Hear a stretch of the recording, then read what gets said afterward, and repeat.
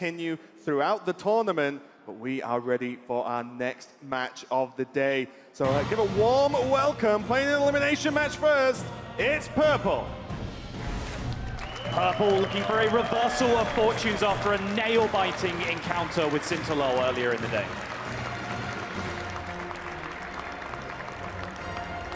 And his opponent deciding that face is indeed the place, it's Ant. Perhaps the nicest guy you will ever meet outside of the game, but a stone-cold killer as soon as the cards are dealt. Elimination match. Purple versus Ant.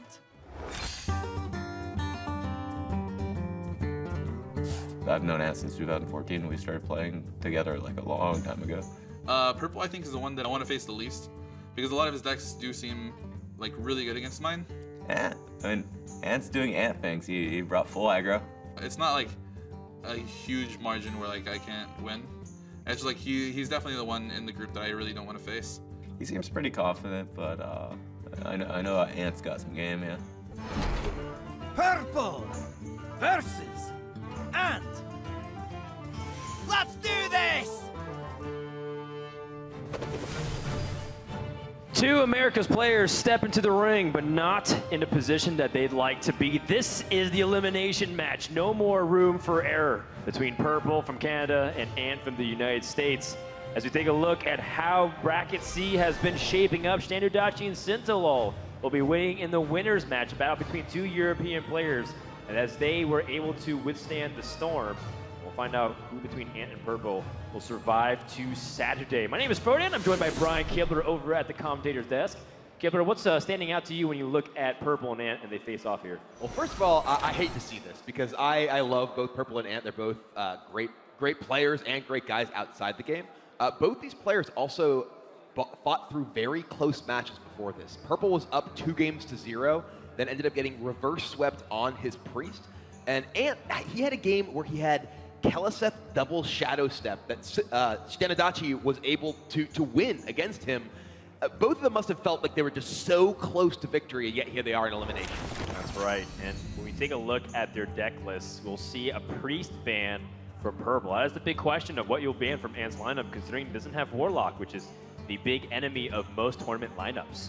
So without the big spell Priest, and we look at the matchup spread, I gotta say, at least on paper, theoretically, Ant doesn't exactly have a very good chance here because there's a lot of red when I'm looking at the matchup spread. Yeah, this looks pretty ugly for Ant here. Not only are these just overall archetypes generally disadvantaged for him, Purple has particularly tuned versions of these to beat aggressive decks. Right. He's playing Tempo Rogue with his own Tar Creepers. He's playing just a lot of tools to shut down that early aggression that Ant is hoping to bring to bear. Right, and in the words of Purple, part of the reason why he felt so unfavored against Sintalol was that he had an aggro lineup to beat aggro, not an aggro lineup meant to beat controlling styles. And so Ant plays directly into Purple strategy, while Purple plays directly into Sintalol, and then of course that's kind of how the dynamic works with the rock, paper, scissors. We'll see how this ends up shaping up though. Ant has a start with some early game beasts and fireflies. Purple has the Coin SI7 agent in his back pocket. And there's Keliseth too. Man, and Prince Keliseth with the Shadow Step available to him. And he's gonna go for it right away. So the Keliseth, Shadow Step Keliseth ensures every minion Purple draws from now on out will be +2/+2. And if he finds a pirate, that means a 3/3 patches. Yes, and you know, a start like this quick is important for the Rogue. Not even necessarily just for the Shadow Steps. Obviously, that's an amazing opportunity for Rogue, and it is usually a 70% win rate or above when you're able to do this. But it's important for the Rogue to even just contest the early game minion too, because aggro Druid is so powerful if it lands Market Yasharaj or even just having a simple buff on a couple minions. Also, the Galaka Crawler that we see Ant having picked up, that is a powerful tool in this matchup because so many of the early game minions from the Rogue tend to be pirates. That's right. Purple doesn't have a pirate heavy draw here. In fact, he has none so far. So that Galaka Crawler may be a little bit stranded in Ant's hand as he hopes to draw out a kill on a pirate. That Crypt Lord, though, that is a very strong draw from Ant here because it has a lot of help and helps him potentially snowball this board with Captain plus Mark Lotus bringing out his own patches and buffing it next turn. But here's the Tar Creeper. Tar Creeper, as said at the beginning, is one of the inclusions in Purple's list that is not really that common these days in Tempo Rogue, that does give him a bit of an edge against other aggressive decks. It really helps shut down even this buffed board from Ant a bit. This is kind of what we're talking about. Aggro Druid will get to the board very early on and pressure the Rogue to the point where they can't really come back. And this is the one window Ant has. Even though Ant's running away with this, if this doesn't work out, the game can turn very quickly in Purple's favor. And he already has cards that influence the matchup like Tar Creeper doing his job. You know, and Purple getting the double Shadow Step Kelseth isn't exactly getting the card that you really want right off the bat here. I mean, Edwin has a 6/6 is great and all, but you know, where's his Serenite Chain Gangs? Where's you know, his other Tar Creeper that he wanted? And that quarter Creeper picked up would have been fantastic earlier to get more of the discounts from the early minions dying. Now it's a bit inefficient, and Ant with this Crypt Lord is going to be able to keep growing it, so it'll be further out of range of being able to be taken down by Purple's minions. Ant's contemplating how he wants to get this quarter Creeper down to this turn, but does have to make a couple sacrifices. This Aggro Druid, we've been mentioning it all weekend long, and we'll continue to beat you guys over the head with it. Is it a liability or is it a strength? Ant was talking to us about how it was a key deck in his lineup. I think the key deck probably for the tournament is, a lot of people brought like the aggressive Druid, which is good against the Tempo Rogues. So we'll see if like that actually just gets to be a thing where maybe like some of the Tempo Rogues just can't pull out the win in the end. So I don't know. It's gonna be Tempo Rogue or Aggro Druid, one of those two. Now Aggro Druid is supposed to be great against the Rogue in theory. However, there is a lot of anti-aggro tech here with the the Tar Creeper, excuse me, in for Purple. So it does influence the matchup to a very even spread. So even though Aggro Druid has a slight edge over the Rogue, I think that margin is kind of nullified. Oh, that backstab actually sets up Purple to be able to backstab plus SI plus Creeper this turn. Right. Even at the option to Shadow Step. Just to reduce the amount of wide buff that would really put pressure on him too much. Yeah, but this Crypt Lord is still proving to be quite the problem. Yeah, you know, the 7/7 Quarter Creeper is great, but it still can't even necessarily get past the first taunt minion. And it'll continue to grow if Ant plays a single minion. It'll put him out of range of a double dagger attack. But the big thing is that not only does Purple have the buffed minions that he's drawing at this point, he also just has many more high impact cards in general. If he does just sort of exchange resources here with Ant, if Ant's not actually pushing enough damage to the face, right, Ant has a lot of really low impact cards he can draw. His deck is full of one-cost minions, full of buffs that don't necessarily do that much if you can't keep a really big board around, where Purple can draw Serenite Chain Gang, double buff. He can draw just a ton of really high impact cards, and if he can take down this Crypt Lord with, say, a Vilespine Slayer, that could be a huge swing. But that Cobalt Scalebane is a really big draw, as we see a big fan of Ant's in the crowd as well. That's right. Ant needs to win this in order to survive, so his fans are looking on keenly for his victory, as Ant right now picks up that Scalebane, like you mentioned. Pretty powerful card, and obviously Scalebane's the best play here, but then we start thinking about the board state. What are we trading into? Are we trading into?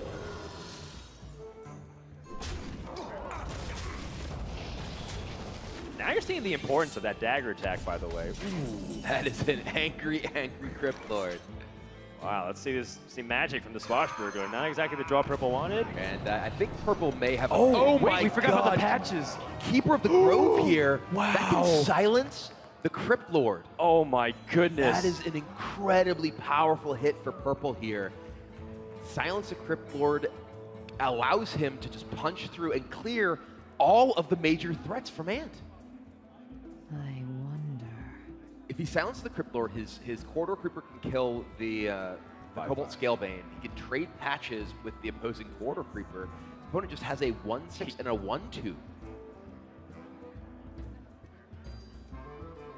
Yeah, he's a little bit short of mana because obviously he would like to even Shadow Step and shoot again too. Oh my gosh, that would be disgusting. that Keeper of the Grove Yeah. was gross. Ant suddenly went from having this tremendous protection of the Crypt Lord to getting his entire board picked apart.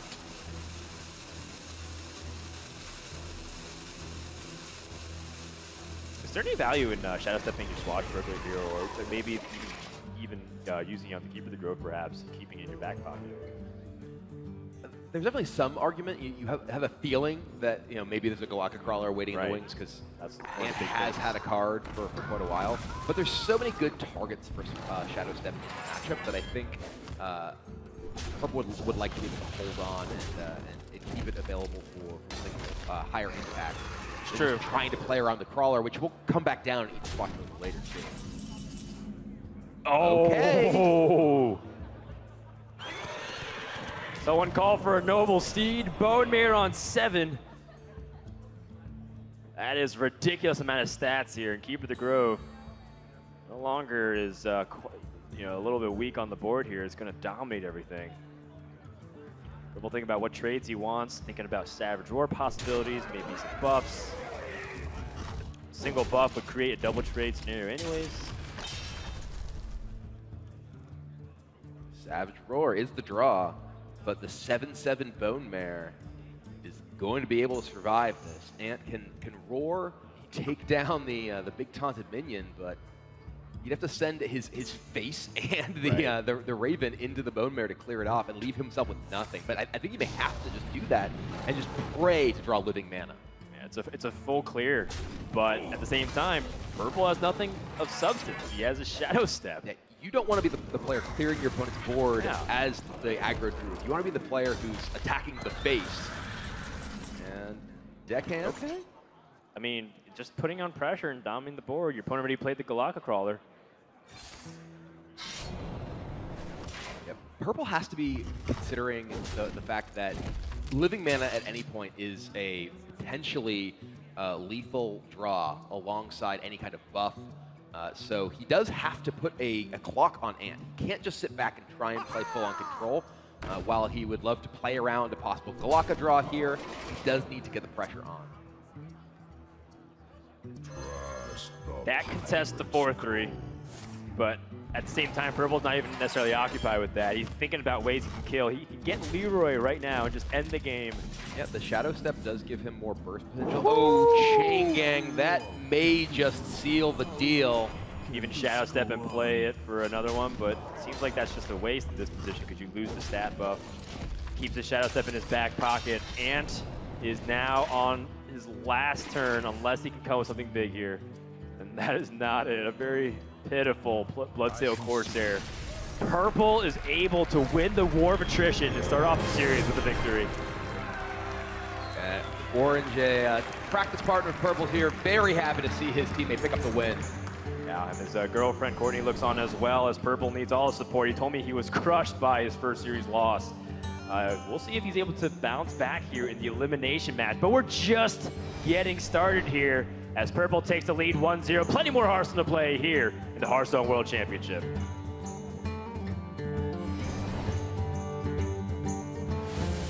The quest for Hearthstone's greatest prize continues when the Hearthstone World Championship returns.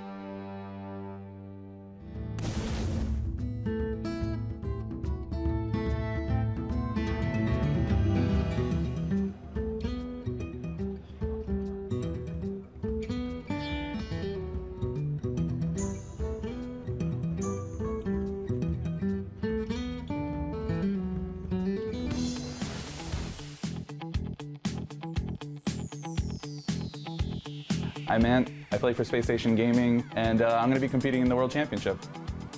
I think what sets me apart is I'm untiltable, you know? It's just impossible to tilt me. Even if I lose, still play in the game I love, and how can you be upset after that?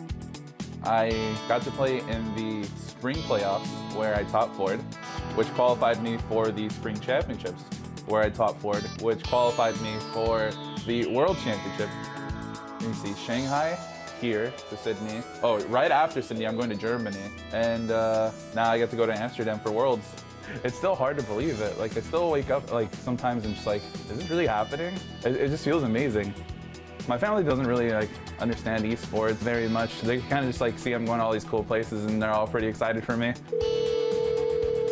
My mom's like pretty excited, except she's kind of like nervous. She's always like, I'm scared, don't go to Sydney, you're gonna get hurt, or like don't go to Germany, you're gonna get hurt, all this stuff. I'm like, oh, I'm fine, don't worry, all right, they're gonna take care of me. Yeah, I do have people come up to me, you know, ask me for a picture, just like shake my hand and say they love me, or like they watch my video, they love my story, that kind of stuff. That kind of stuff's incredible. The fact that I have any fans at all is incredible. It's really indescribable, honestly. I'm preparing for the World Championship, pretty much just playing with a bunch of players. Yeah, we're just trying to play, you know, a good portion of the day and try to just find out the best lineup. It's always good when you have like a big play group because you can play 1,000 games, but when you talk to other people, they also have thousands of games as well. And you probably learn more from talking to other people than, you know, grinding out another 1,000 games, because you might be doing something the same way every time and not really considering other things that other people are doing. People always ask me, like, are you scared to play anybody? Like, no, absolutely not. Like, why would I be scared to play anybody in the World Championship? I'm just playing Hearthstone like I do every day. There's no way I'm going to be scared of anybody there. So yeah, I don't know. 2018 is going to be good. It's definitely going to be good. You know, I won't go away. Hopefully.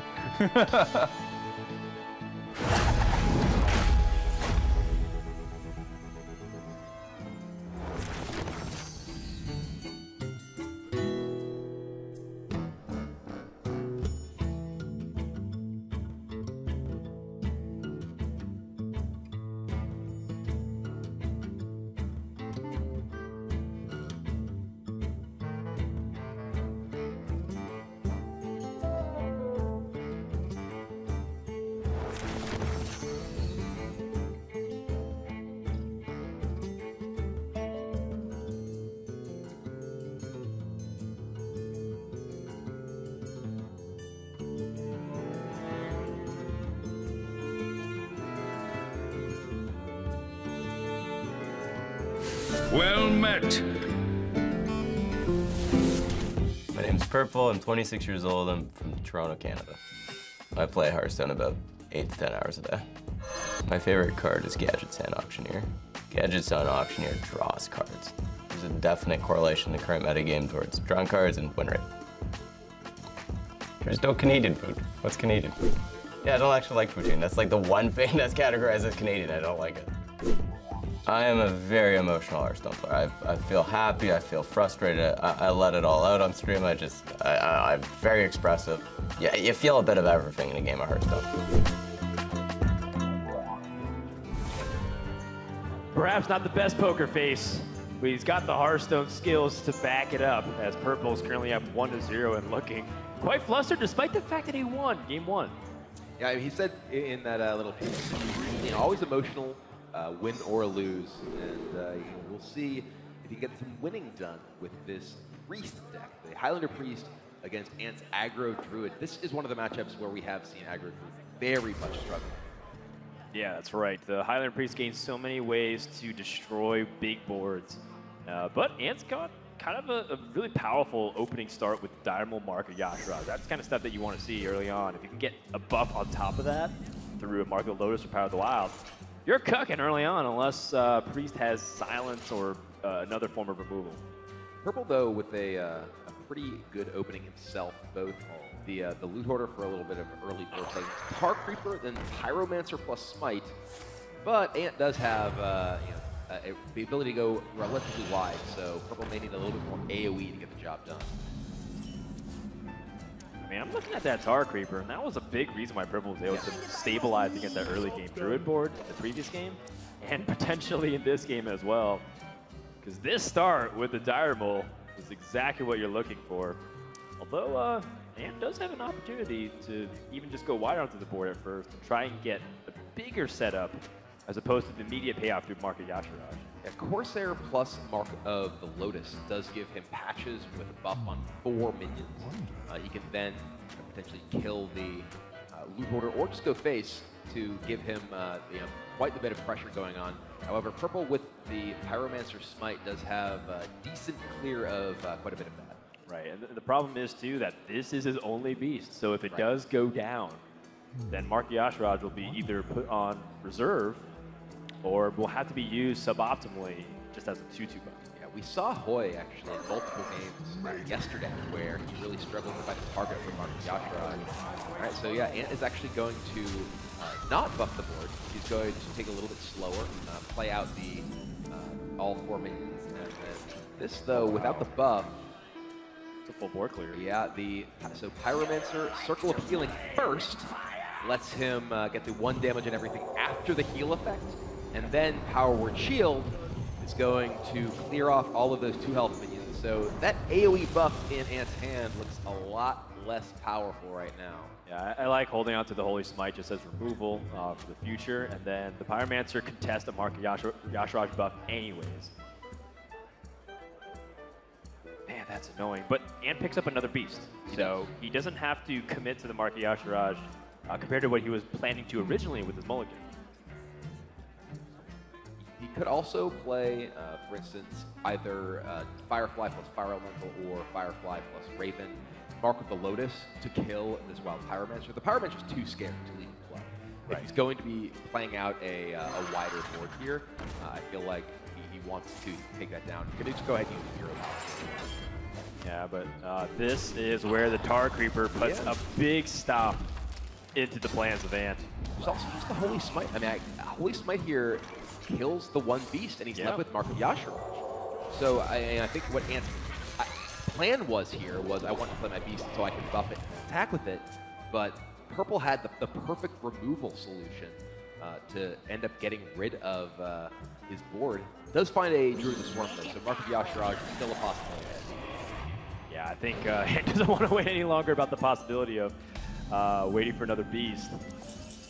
Pushes a little bit deeper to his deck. I hope you like my invention. With the Novice Engineer first means that if Shadow Visions pick up the Shadow or Pain, he actually won't be able to land it. But he has another option too in the Psychic Scream. So if his opponent goes wide with a I'm blanking. Living Man? Living Man, exactly. Thank you. He's able to deal with the board immediately and then essentially just set the game back to the beginning frame. Yeah, this is an interesting spot because the fact that Purple has Lyra in his hand, it does mean that there has to be some excitement for just taking a cheap spell. He has Radiant in play, his Lyra drawn. So if he did take Pain, he could possibly play Lyra, Pain something, and just get that chain going. However, there's always the possibility that Ant buffs this up to 4 attack, which makes the Pain much weaker and leaves Purple perhaps wanting to have a better AoE board clear. This is a good hedge too by Ant too, realizing that there's a possibility of AoE. There's multiple ones. There's Dragonfire Potion, there's Psychic Scream, and doesn't want to commit the Druid of the Swarm. Just wants to take it out with the Hero Power instead. Oh, Potion of Madness here is fantastic for Ant. Gosh. Gives him a free spell off of Lyra. And he's going to cycle this Mind Blast for another card. And now, because he was able to steal a 2-attack minion, he's able to attack and clear off this Druid of the Swarm here. And suddenly, there's Lyra versus 1 minion. Yeah, Savage Roll has to be used by Ant in order to kill this Lyra. And Purple actually has had a Loot Hoarder die, so Twilight Call does have a Death Rattle minion to bring back. That's right. Unfortunately, Ant had his Bloodsail Corsair played early, so no patches comes out. That is brutal. Yeah, forced to roar to take down Lyra to avoid just the value chain here from Purple. And now Purple is at 30 life. He does actually have a Death Rattle minion that died with his Loot Hoarder there. Yeah, so not the worst thing in the world. A lot of times when you get those spells, it can just have nothing. Well, it's actually pretty great because he's just looking to draw. He's just looking to find more removal, ultimately find his Raza plus Anvin win condition. But frankly, he's just exhausting Ant of resources. We've seen this happen quite a bit with Aggro Druid over the course of the event so far. Doesn't have big card draw. It only really has singular living manas in order to come back when it runs out of gas. And Purple already has a solution in that Psychic Scream. Now that Ant's committed all the cards from his hand into the board, Purple can, well, I mean, he can just deal with this board one time, and that is quite the 2-card combo he picked up with Raza and Shadow Reaper Anduin. He can just go ahead and play either of those right now. Raza and Blood Mage Danos is, of course, more power on the board, but Shadowy Branduin sets up for your clears next turn.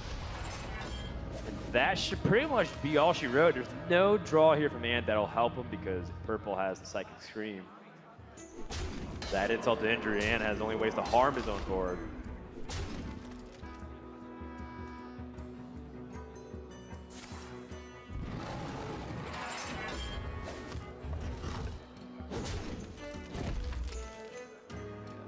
Really just going through the motions at this point. Purple has all the tools he needs to pick apart everything that Ant can do. Raza is going to be able to kill all of these, well, not all of them, but the only ones that have any real threat, the two 3/2s here. And now, I mean, Ant's going to play this out at least a little longer, but Purple has things essentially all wrapped up. Yeah, I think with Shadowy Branduin and Raza, I mean, Ant says that you don't have lethal shown on board, so I'm going to do my due diligence. But, I mean, Purple could he has mind control in this Galebane type situation. That's how far ahead he is right now. Yeah.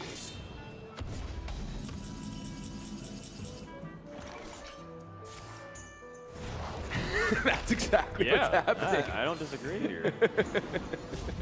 We see a laugh from Ant there, who appreciates the nonsense of it all. Yeah, not really a chance. This is one of the hardest matches for Aggro Druid, especially with one that was able to stabilize early with the wild Pyromancer plays. Ant picks up Quarter Creeper way too late.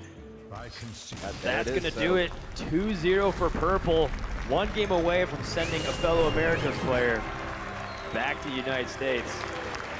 As Hot Me Out has to get one last meme of relevance for 2017 year of Hearthstone.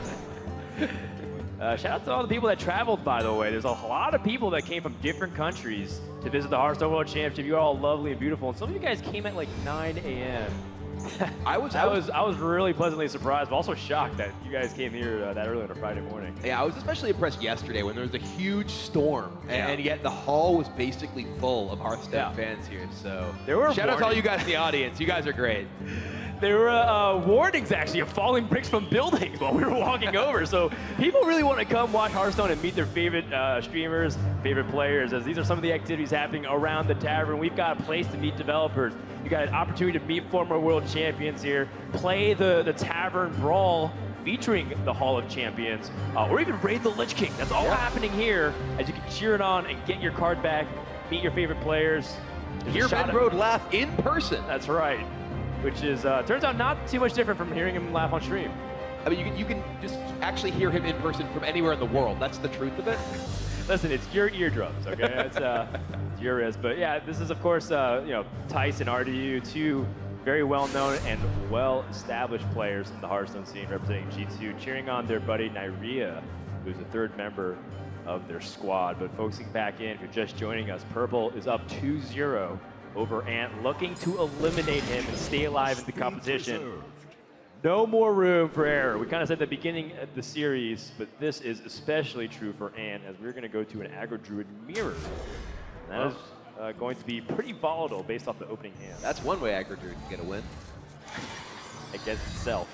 One interesting thing you see here is Purple's opening hand. Oh dear. Well, interesting things in both players' hand. One, Purple has a Snowflipper Penguin, which he's actually chosen to play over the Enchanted Raven in his deck because it works better fitting in with AoE buffs and can also guaranteed give him a target for Mark Yashiraj on turn 2 when you play it for 0. But Ant drawing patches in his opening hand when he is down 0-2 and can't lose another game, that has to hurt. So right off the bat, I kind of want to ask you a weird question. Normally people don't talk about like a coin through the swarm into a poisonous spider, but when you're really afraid of Mark Yashiraj and all of its implications of snowballing the board, I feel like if I'm in Purple's position, I at least heavily consider if I want to try and get ahead of my opponent, so that way, even if he has the best card, I'm prepared for the worst. I love anytime I can make spiders instead of scarabs. Yeah. I actually just feel so smart every time I do it. You're a spiders gamer. Now we're gonna see a scarab here, but the scarab is protecting the penguin as it should. Right. He's willing to give its life for that adorable little penguin. The Snowflare Penguin, too, is, you know, that's not a misclick in the collection screen. It has a lot of beast synergy in the Market Yashiraj. It's also a cheap minion for Corridor Creeper to help get out. Not to mention that if you just have Market Lotus, it just adds an additional 1/1 buff. It does tend to fall really flat as a top deck, but if you can have it early on, which is what Aggro Druid all focuses on, like all about the first 3 turns for this deck, it just spikes that power level even more. Also, it's adorable. Also, it is pretty freaking adorable. And I think that you actually probably get way more fans playing with Penguin than any other time. People just love the Penguin. No love for the Direwolf, huh? Is Purple just killing his Penguin? Oh, I think he lost every fan he Oh, heard. no. You can't kill the Penguin. Penguin served his You have to purpose, I protect guess. it. You played the Scarab to protect it, and then you just send it to its doom? Well, might not be the only thing that dies on Purple's board soon, as Ant is picking up double buffs here. Has the ability to easily trade to the Scarab. Purple kind of mentioned the search for the 4th deck here, by the way, talking about Aggro Druid and his struggles, and I think the performance has shown exactly why. This is what Purple had to say. 3 good decks. They're Priest, Warlock, and Rogue. And then everyone has this 4th deck. And the 4th deck for everyone is the key because it's the power level just kind of just drops off. So whoever has the best performing 4th deck is probably gonna be the best. Yeah, that is not Aggro Druid so far. If you look at the win rates of the classes so far, Druid, outside of the Paladin, still sits towards the bottom of the pecking order here. Well, I guess if you count Shaman and Warrior at technically 0% or null. They're undefeated. They're undefeated. That's right. I love that fan art of Thrall and Garrosh sitting at home eating ice cream, watching the championship. Popcorn. It was beautiful. Very appropriate. Beautiful and sad. And true. All right, well, Ant can make the best of a bad situation of drawing patches by having Market Lotus buff it, but what's the best case scenario here for all these trades? Do you want to hero power to be able to get that extra kill and minion, or do you want to squeeze in the Direwolves? Yeah, it's a little bit awkward because he'd love to have 1 more mana this turn, because he wants to spread out that buff on as many minions as possible. Perhaps you hold on to the patches then and just play Direwolf instead for just more stats. Yeah, you do end up getting a better stat distribution because you also want to use your hero power to take down one of these Direwolves as well.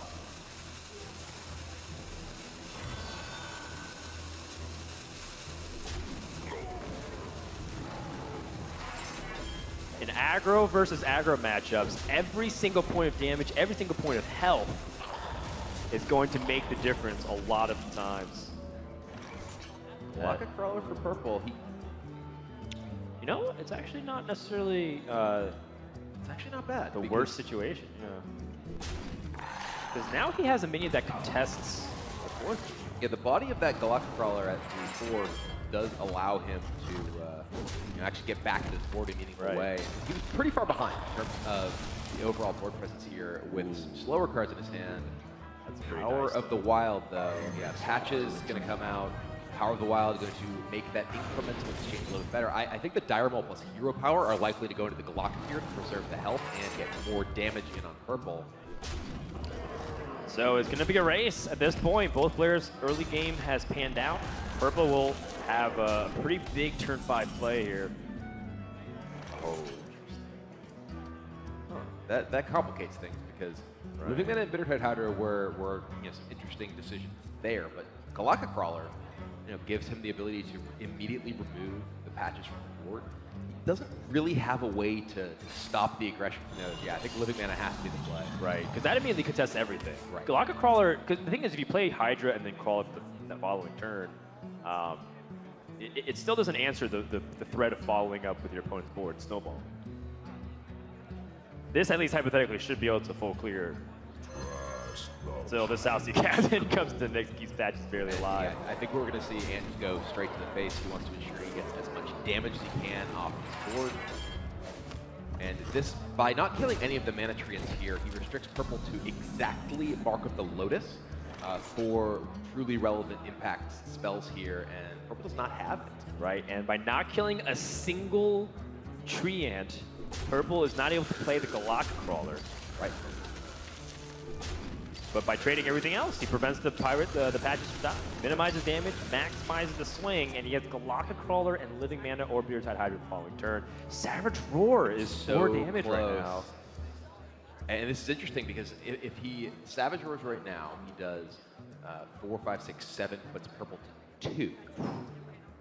That's still so far. And then purple gets the Galactic Crawler plus Living Mana next turn. But then if he hero powers, he actually puts it to 1, and purple would have 1 mana left over to not die to hero power. Yeah. And Patches is the only charged minion in Ant's deck. All right. So he won't be able to guarantee Savage Roar for more than 2 damage. And he knows if that's the case. He knows that there's at least one like big card, I think, in purple's hand here. Oh. But I mean, by putting down to 2, he also means that Beertide Hydra is never playable, by the way. Galactic Crawler, Living Mana. Uh-oh. This Savage Roar is looking rough for Ant. Blood Cell Corsair, that is not what he needs.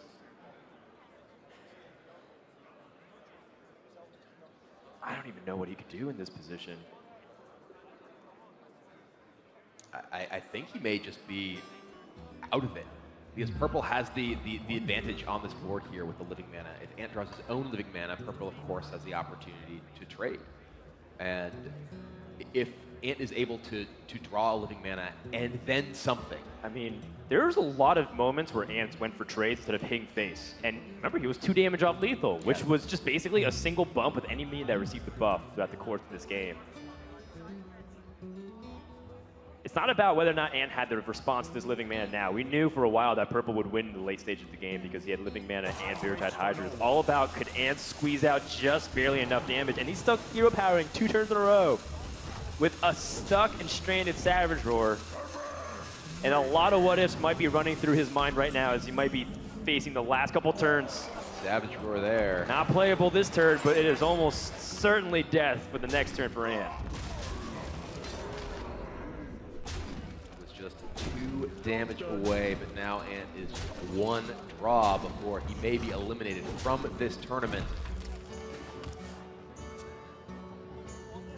That's not going to be enough. Drew the Swarm.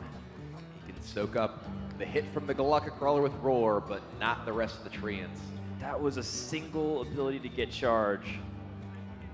Yeah, that was a stone. Drew to the claw. Yeah, instead of Drew to the well, sword. I meant more of the idea. Or maybe there was also a 2-mana charger minion that used to be the case. Drew the Saber. Drew to the, back in the day. Yeah. That card would be amazing in aggregate. But Ant does not have it. Purple does. Savage Roar will close out the game, and Purple survives, sending Ant home from the World Championship. 3-0, quick match back and forth. And Ant had a great journey in 2017. Nice game for the girl. Following up his 2014 run, and a nice hug of sportsmanship shown there by both players as Purple eliminates a friend, a rival, and a fellow region player in Ant. Kind of a sad, bittersweet moment, I guess, if you will, if you're cheering for America's